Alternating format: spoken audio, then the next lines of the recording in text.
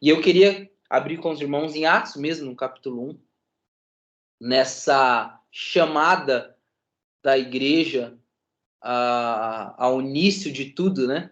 Ainda quando Cristo, Jesus, ainda estava nesta terra,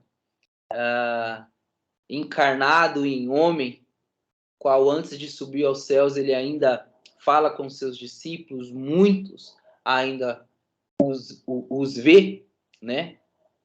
E a gente vai fazer um devocional aqui junto. Amém? Vamos fazer um devocional juntos aqui em Atos, capítulo 1. Abre a sua Bíblia aí. E a gente vai ler, a gente vai parando e vai conversando um pouquinho. Amém? Atos 1, versículo 1 diz assim: o primeiro tratado diz, ó Teófilo, sobre tudo que Jesus começou tanto a fazer como a ensinar, até o dia que foi recebido em cima, após ter dado o mandamento pelo Espírito Santo aos apóstolos que ele havia escolhido. A gente aqui, amados, logo nos primeiros 2 versículos, a gente entende que Lucas, que é autor, né, do Evangelho de Lucas e também agora escreve os Atos dos Apóstolos, ou como a gente pode chamar também os Atos do Espírito Santo, né, ou os Atos de Cristo em nós, através de nós. Lucas, ele já deixa claro que o primeiro tratado ele havia escrito, né, que era o seu próprio evangelho, e agora ele escreve um outro material para essa pessoa chamada Teófilo, ou se era um grupo de pessoas, ou se era um nome, ou se era um cargo, nós não sabemos ao certo o que é, mas ele diz que o primeiro tratado ele tinha feito no evangelho e agora escrevendo os atos, né, aquilo que o Espírito Santo fez através dos apóstolos de Cristo, né, e aquilo que Jesus começou tanto a fazer como a ensinar. E eu falei um pouco em relação à questão da igreja, mas e de como que eu tenho sido abençoado em ver a igreja entrando num estágio de amadurecimento, né? E eu falo com propriedade, aonde nós plantamos igreja no sertão, no Piauí, e a gente tem visto a maturidade que eles têm tido agora, né? Às vezes fora do nosso tempo, qual nós queríamos, mas diante do tempo e da vontade de Deus, isso que é muito melhor ainda, né? Eu quero trazer algo aqui para nós, para que a gente possa elevar o nosso nível de maturidade e elevar o nosso nível de responsabilidade e de propriedade daquilo que Jesus tem nos entregado. Primeiro vai falar Lucas que ele quer escrever sobre tudo aquilo que Jesus havia, na verdade, ele já tinha escrevido sobre tudo aquilo que Jesus ensinava e fazia, né? Nos deixando também um nível de autoridade, propriedade, ao ponto daquilo que nós também ensinamos, ao ponto daquilo que nós também fazemos, não por nós, mas por ele, para ele, né? E a glória dele, somente dele, né? E aí ele vai dizer no versículo 2, né? Sobre os mandamentos que foi dado pelo próprio Espírito Santo de Deus aos apóstolos que ele havia escolhido. Nesses anos todos no sertão, né, como eu disse, em alguns momentos a gente às vezes se apega e fala assim, será que Deus realmente me enviou para cá? Será que Deus realmente me escolheu para estar fazendo aquilo que eu estou fazendo? E no início de tudo, a gente tinha uma total certeza do envio de Deus, a gente tinha uma total certeza da consagração, né, da separação de Deus para que a gente viesse para o sertão, exercesse um trabalho específico, uma função específica aqui no sertão. Mas por causa da nossa caminhada, por alguns momentos nós acharmos que não somos capazes, realmente nós não somos capazes, porque quem nos capacita é o próprio Espírito Santo de Deus, e toda honra e toda glória é ao nosso Deus. Mas chegam alguns momentos que a gente fala, cara, eu não sei fazer isso. Eu acho que eu não sirvo muito para isso. Eu acho que não é para mim. Mas no início de tudo era. Mas por que agora não é? Porque nós estamos muito acostumados a ver frutos daquilo que a gente colhe. E o fruto é a melhor parte da plantação e da colheita. A gente quer os frutos. Mas não cabe a nós, né? Por muitas vezes ver os frutos. Às vezes nós vamos plantar e outras pessoas vão colher. né? E a glória vai continuar sendo de Deus, não importando se vai ser nós que vamos escolher ou não. E, lendo no versículo 2, me traz a memória daquilo que Deus nos escolheu para fazer, não somente a mim, Binho, né? Como meu apelido é Binho, mas meu nome é Rubens. Não somente a mim, Rubens, mas a todos nós que estamos aqui, a todos nós que congregamos junto com a igreja do Senhor, espalhados sobre a face da terra, uns no Nordeste, outros no Sul, no Sudeste, no Centro-Oeste, outros em outros países, mas a nós fomos escolhidos a exercer o chamado qual Deus nos chamou a fazer, o chamado a qual Deus nos privilegiou a continuar, né? Diz que Jesus ainda estava com os seus apóstolos, com os seus discípulos, nos 3 dias, aos quais ele também se apresentou vivo após a sua paixão, ou seja, após o seu sacrifício, por meio de muitas provas infalíveis, tendo sido visto por eles durante 40 dias e falando das coisas relacionadas ao reino de Deus. Então, após a sua ressurreição, após a sua paixão, muitos ainda o viram, né? Ouviram e também, né, por meios de prova infalíveis, né? E infalível é que não há falha, infalíveis é que não há erro, não há sombra de dúvida. E até se eu tivesse aí um título, né, para esse devocional que nós estamos fazendo, seria muito mais assim, de quem nós somos, quem nós temos, né, e o que nós podemos fazer. Quem nós somos, quem nós temos e o que nós podemos fazer. E a verdade é que quem nós somos hoje, para a glória de Deus, nós somos filhos de Deus. O que antes nós éramos distante da sua imagem, distante do seu relacionamento, distante da sua filiação, através da paixão de Cristo, do seu sacrifício, ele nos coloca novamente a ser chamados filhos de Deus. Nos coloca novamente ao lugar onde nós nunca deveríamos ter saído. Não estou falando apenas do Jardim do Éden, mas estou falando do estado adâmico inicial, o estado adâmico do início de todas as coisas, onde não existia pecado, onde não existia falha, onde não existia corrupção na humanidade. Mas quando Cristo morre por nós na cruz, ressuscita, né? Ele devolve a nós a imagem de Deus que um dia foi perdida por causa do pecado.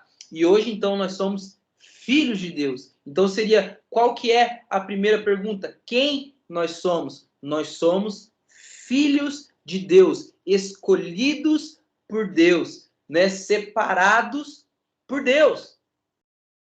Talvez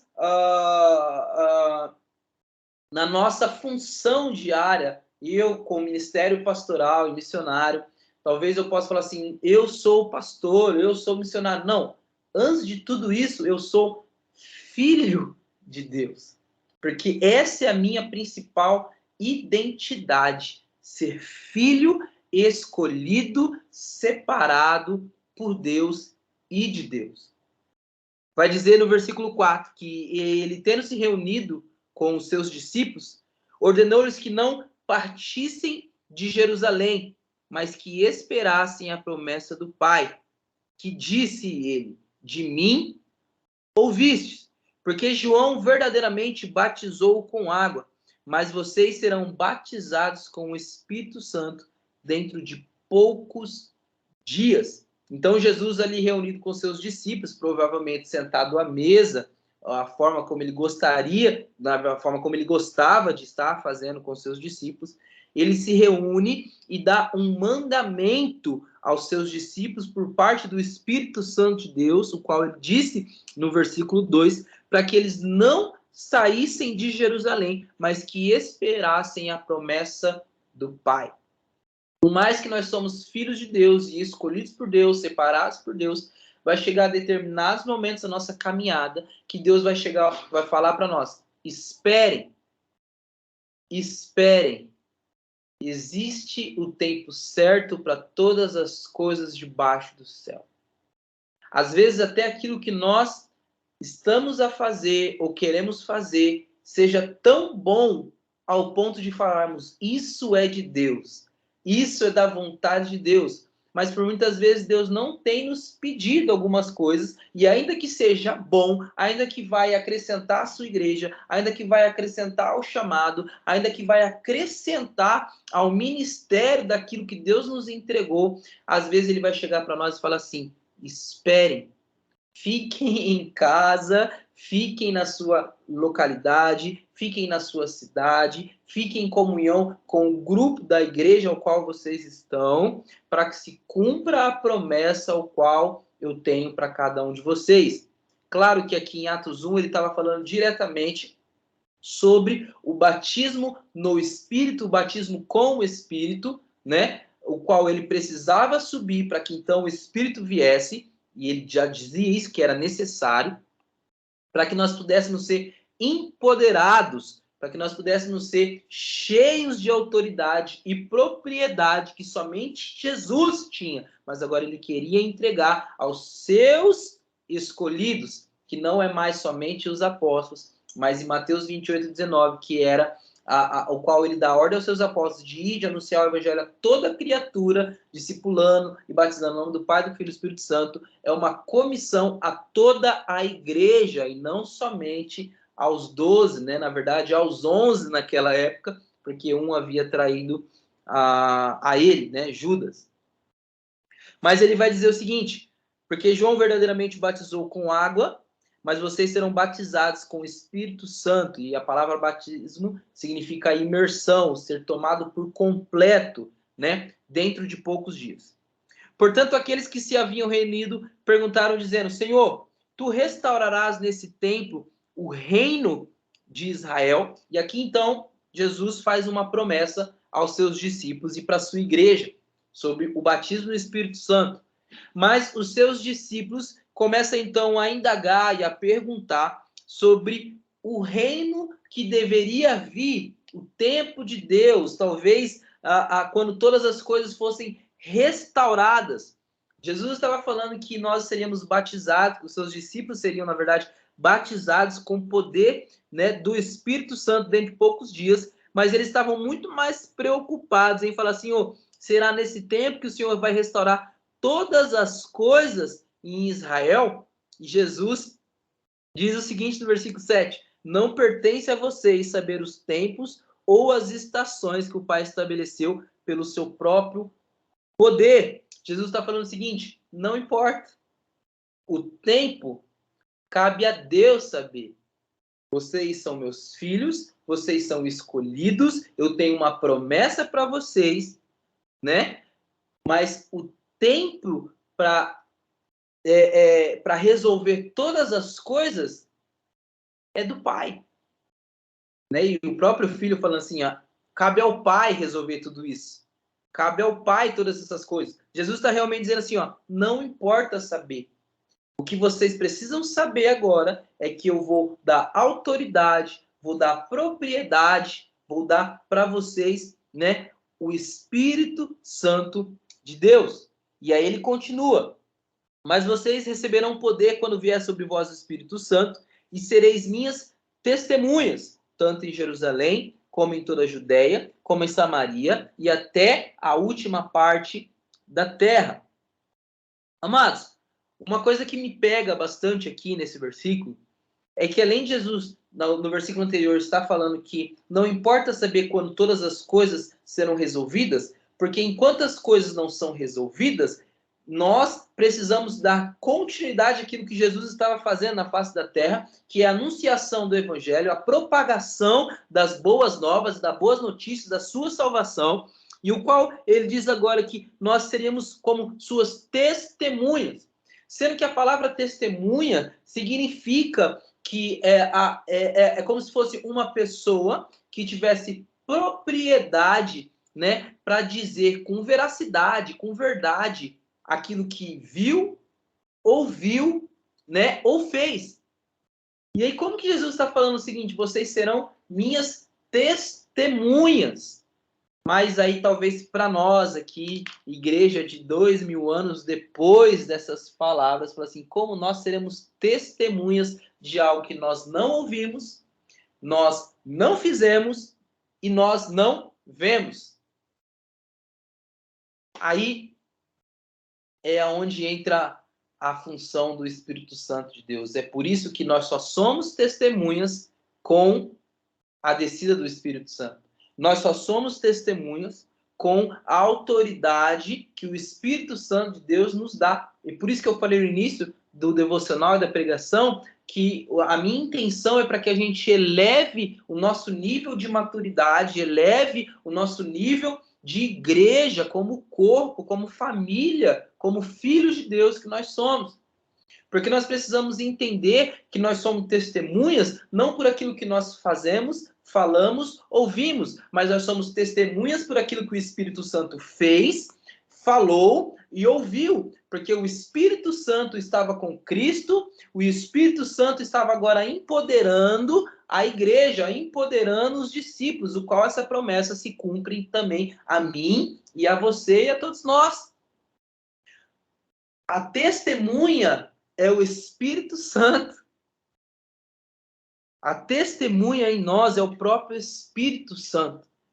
E eu sempre costumo falar, né? No Antigo Testamento, quando Deus manda Moisés, né, fazer o tabernáculo, o lugar da morada de Deus, né, o qual não continha Deus, mas era o lugar onde Deus se manifestava através do tabernáculo, através da Arca da Aliança, né, e de todos os utensílios que existiam, o qual Deus havia mandado a Moisés fazer. Era Deus com o seu povo, né? Era Deus, na verdade, no meio do seu povo, porque aonde, quando eles caminhavam no deserto e onde eles paravam e montavam novamente todo o tabernáculo para ficar um tempo ali adorando e fazer todas as funções religiosas, o qual Deus havia pedido para o povo de Israel fazer, vai falar que Deus habitava no meio do seu povo através do tabernáculo e da Arca da Aliança. Quando Jesus é prometido para nós, principalmente ali no profeta Isaías, vai dizer que o nome de Jesus seria chamado Deus Emanuel, que era Deus conosco, ou Deus com a gente. Então, antes era Deus no meio do seu povo, aí através de Jesus agora é Deus com a gente, conosco, mas agora o nível foi elevado, porque não é mais Deus no meio do seu povo e não é mais Deus com a gente, mas agora a promessa é de Deus em nós. Não é mais Deus no meio do seu povo, não é mais Deus com a gente, mas agora o Espírito Santo é Deus em nós. E às vezes nós nos esquecemos disso. Às vezes nós vivemos a nossa rotina, a nossa vida, a nossa caminhada, e às vezes a nossa caminhada até a cristã, a nossa caminhada com Deus, a nossa caminhada com a igreja, as nossas responsabilidades, né, no corpo de Cristo, e nós nos esquecemos que agora nós temos Deus em nós, dentro de nós.